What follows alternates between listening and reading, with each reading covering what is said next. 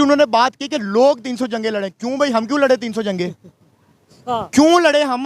भाई जब इख्तियारात तुम्हारे पास है, ओहदे तुम्हारे पास है, पहले नंबर पे तो मुझे ये बताओ कि तुम्हें मैंडेट किसने दिया कि तुम ये जाके स्टेटमेंट दे रहे हो कि हम 300 जंगे लड़ेंगे? केयर टेकर प्राइम मिनिस्टर का ये काम ही नहीं है कि वो जाके जंगों में जाके स्टेटमेंट दे और कहे कि हमने इतनी जंगे करनी है और इतनी नहीं करनी। आपका काम इलेक्शन करवाना है, आप इलेक्शन करवाएं जो कि आपसे नहीं हो रहे। जिस मुल्क के पास अपने इलेक्शन करवाने का बजट नहीं है, दुनिया की बहुत बड़ी मईशत है, दुनिया की बहुत बड़ी जमहूरियत है, सारी दुनिया इसमें इंटरेस्टेड है, उसके बावजूद ये पूरी दुनिया उसके कश्मीर के मौक़िफ़ को तस्लीम नहीं कर रही है।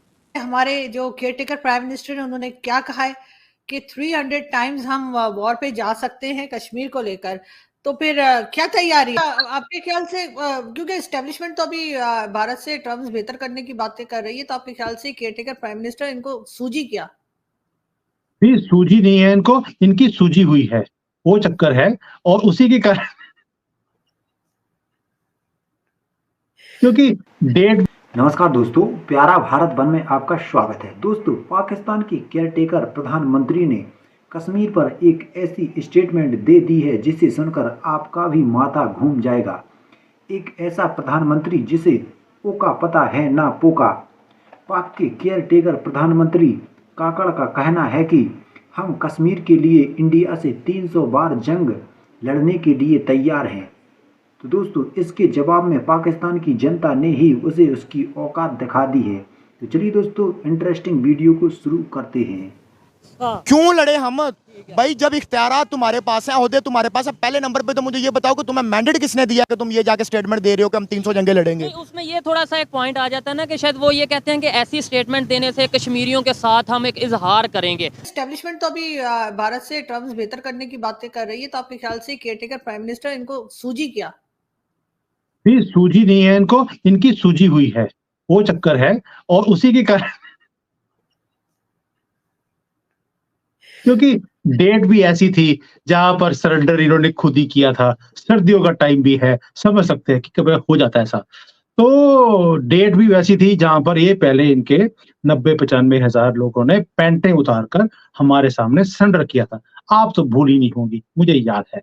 तो ये ककड़ी है, क्या है वो जो जो ये वहाँ पे जो आता है छिल के चले जाता है इसको, ककड़ी को। तो ये ककड़ी ने भी बोल दिया ये चीज कि भाई हम कश्मीर लेके रहेंगे, 300 बार युद्ध करेंगे। तो भैया 3-4 बार तो करके अपने हालत देख ली आपने, और वो भी तब जब आपकी पोजीशन बहुत ज्यादा स्ट्रांग थी।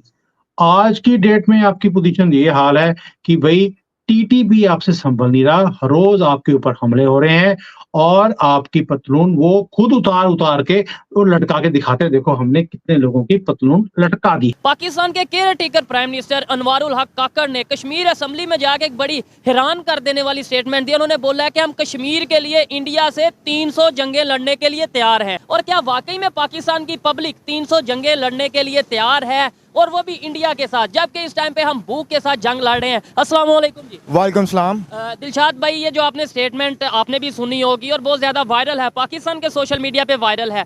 76 साल से ये चीजें हम देखते आ रहे हैं कि भाई हमें जज्बाती स्टेटमेंट दे के 300 जंगे लड़ने के लिए तैयार हैं, कश्मीर लेके रहेंगे, ये वो। क्या कहेंगे आप इसके ऊपर? देखें, ये तो पहला केयर टेकर प्राइम मिनिस्टर है जिसने लेजिस्लेटिव असेंबली में जाके एड्रेस किया है लोगों को, कश्मीर की जो लेजिस्लेटिव असेंबली है।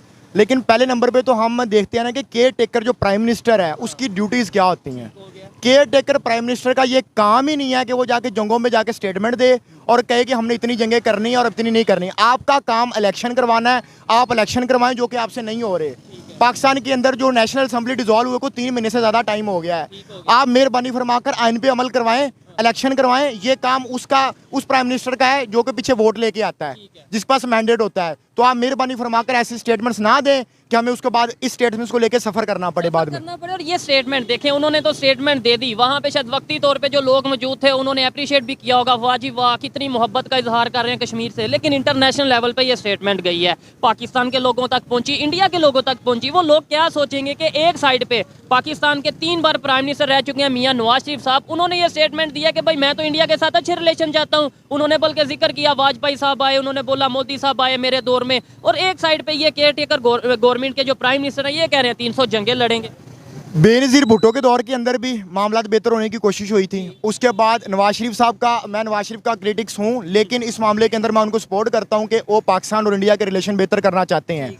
और जो भी एक डेमोक्रेटिक बंदा होगा ना, वो हमेशा यही चाहता है कि वो पाकिस्तान और इंडिया के ताल्लुकात हमेशा बेहतर हों। ठीक हो गया। और दूसरी उन्होंने बात की कि लोग 300 जंगे लड़े। क्यों भाई, हम क्यों लड़े 300 जंगे? जबकि मेरे ख्याल से अब अगर रियलिटी को देखें, कश्मीर में जाके विजिट करें, मैंने तो विजिट किया है, वहाँ पे जाके देखें वो लोग तो जो है हमारे यहाँ से तंग आ रहे हैं पाकिस्तान की और गवर्नमेंट से। भाई मैंने आपको पहले भी ये कहा है कि जो हमारे इंटीरियर मामला था पहले आप उनको ठीक कर लें। अब देखें, हम अपने आप को कहते हैं कि जी बड़ी डेमोक्रेसी है। आप इतनी बड़ी डेमोक्रेसी है कि आपका जो सबसे बड़ा सूबा पंजाब है, वहाँ पे आप इलेक्शंस नहीं करवा पा रहे यार। कभी आप कहते हो हमारे सिक्योरिटी के मसाइल। अभी देखें, अगर आप जो है वो अपने मुल्क के अंदर इलेक्शन नहीं करवा पा रहे तो आप 300 जंगे लड़ लेंगे। एक इलेक्शन करवाने के लिए आपको सिक्योरिटी नहीं आपकी पूरी हो रही, आप हीले बहाने लगा रहे हैं। कभी कहते हैं हमारे पास बजट नहीं है।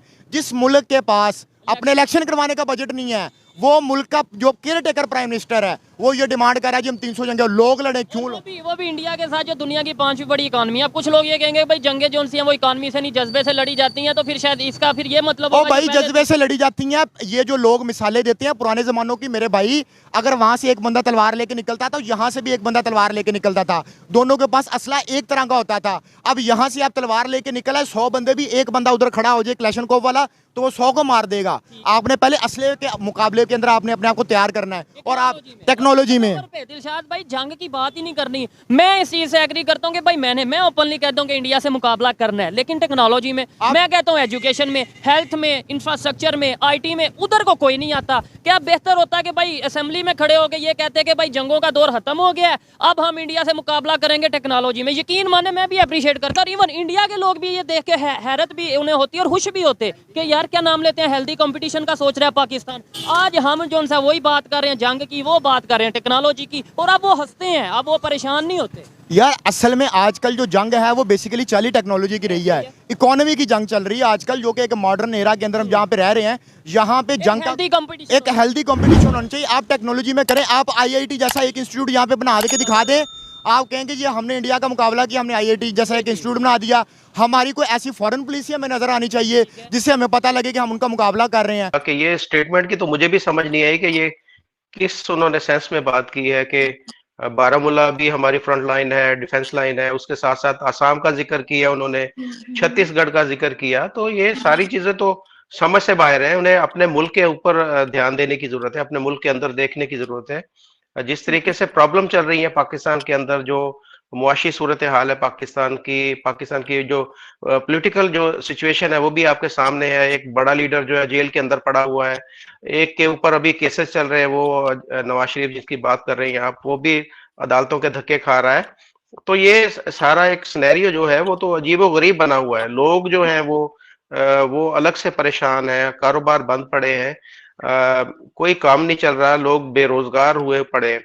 तो ये सारी चीजें देखने की जरूरत है इन्हें, बजाय कि ये बोले कि जी मैं बारामूला के ऊपर नजर है, मेरी असम के ऊपर नजर है, मेरी जी छत्तीसगढ़ के ऊपर नजर है। तो इनकी नजर अपने मुल्क के ऊपर होनी चाहिए, अपने फैसलाबाद के ऊपर होनी चाहिए, अपने लाहौर के ऊपर होनी चाहिए, कराची के अंदर होनी चाहिए, कि जहां पर जो टोटल की टोटल जितनी इंडस्ट्री है वो सारी की सारी बंद पड़ी है, लाखों लोग बेरोजगार पड़े। बलूचिस्तान के अंदर देखें क्या है, वहां पर अभी भी धरना जारी है। जो एक कत्ल कर दिया गया था बलाच को, अमीर नौजवान को, उनकी जो खवातीन है आज भी रोड के ऊपर बैठी हुई है। हमें डेरा इस्माइल खां के अंदर जिस तरह अटैक हुआ है